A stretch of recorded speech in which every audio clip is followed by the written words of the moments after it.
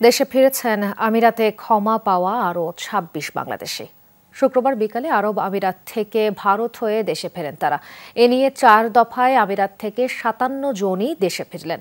বৈষম্য বিরোধী ছাত্র জনতার আন্দোলনে সংহতি জানিয়ে সংযুক্ত আরব আমিরাতে বিক্ষোভ করায় গ্রেফতার হয়েছিলেন এই বাংলাদেশিরা। পরে প্রধান উপদেষ্টা ডক্টর ইউনূসের অনুরোধে বিভিন্ন মেয়াদে শাস্তি পাওয়া ৫৭ বাংলাদেশিকে ক্ষমা করে আমিরাত সরকার দেশে ফেরার সুযোগ দিয়েছেন।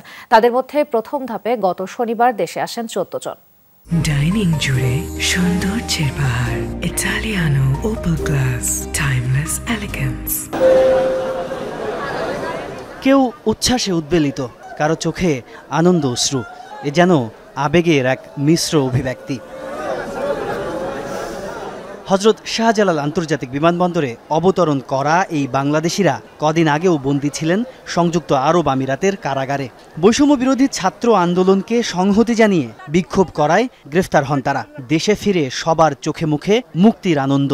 আলহামদুলিল্লাহ, আমরা আমাদের মায়ের কোলে ফিরে এসেছি, আমাদের মাতৃভূমিতে ফিরে এসেছি। আলহামদুলিল্লাহ, ডাক্তার ইউনূস স্যারকে অনেক অনেক ধন্যবাদ। ২১ তারিখে আমাদেরকে ৩ জনকে ২৫ বছর করে সাজা দিয়ে দিছে, আর বাকি তারারকে ১০ বছর করে সাজা দিছে।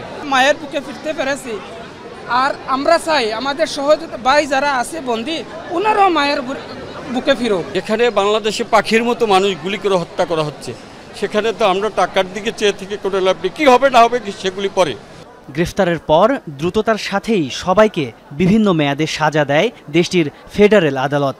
পরে প্রধান উপদেষ্টা ডক্টর ইউনূসের অনুরোধে সবাইকে ক্ষমা ঘোষণা করেন আমিরাতের প্রেসিডেন্ট। প্রথম দফায় ১৪ জন দেশে পৌঁছান গেল শনিবার।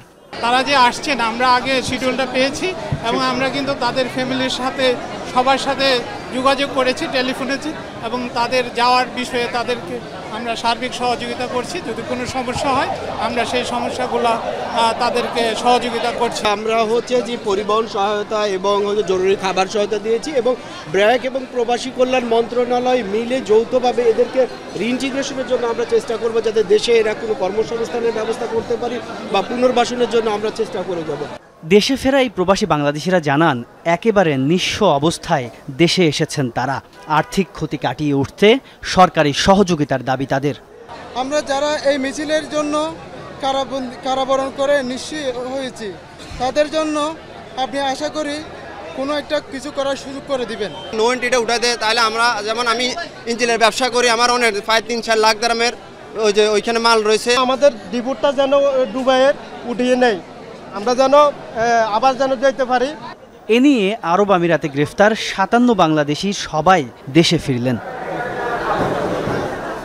তাজনুর ইসলাম, যমুনা নিউজ, ঢাকা।